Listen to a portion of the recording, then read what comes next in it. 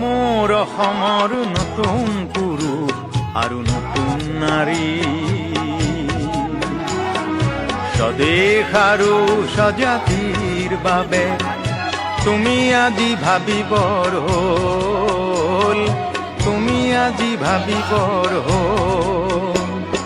নহ'লে ইতিহাসে কান্দিব এদিন হৈ, নহ'লে ইতিহাসে কান্দিব এদিন হৈ, অসমীয়া জাতিটো গ'ল গ'ল গ'ল, অসমীয়া জাতিটো গ'ল গ'ল গ'ল।